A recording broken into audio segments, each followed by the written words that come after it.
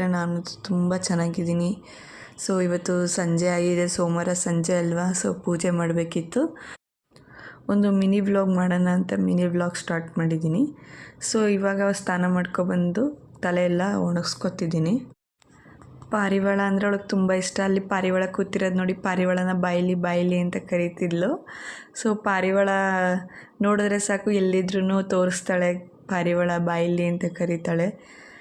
So ಹಂಗೇ ಅಲ್ಲಿ ಮಾತಾಡಿಕೊಂಡು ಅವಳು ನಾನು ಸ್ವಲ್ಪ ಹೊತ್ತು ಟೈಮ್ ಸ್ಪೆಂಡ್ ಮಾಡಿದ್ವಿ. ನೆಕ್ಸ್ಟು ದೇವ್ರ ಪೂಜೆ ಮಾಡೋಣ ಅಂತ ಸ್ಟಾರ್ಟ್ ಮಾಡೋಣ ಅಂತ ಹೋದ್ವಿ.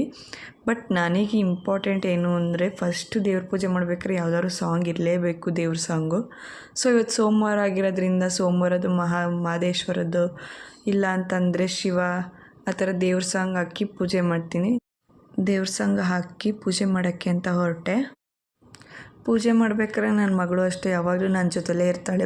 ಅವಳು ಪೂಜೆ ಮಾಡ್ತಾಳೆ. ದೇವರು ಮಾಮಿ ಅಂತ ಹೇಳ್ಕೊಟ್ಬಿಟ್ಟಿದ್ದೀವಿ.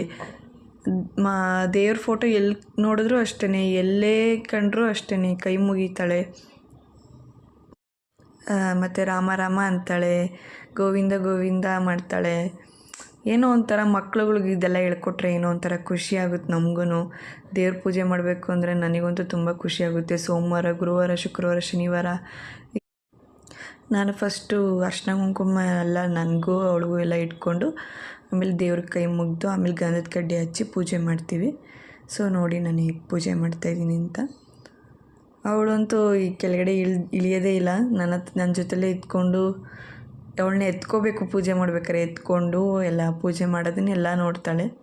ನನಗೂ ಏನೋ ಒಂಥರ ಖುಷಿಯಾಗುತ್ತೆ ಅವಳನ್ನ ಎತ್ಕೊಂಡು ಅಲ್ಲೆಲ್ಲ ತೋರಿಸ್ಕೊಂಡು ಪೂಜೆ ಮಾಡೋದಕ್ಕೆ.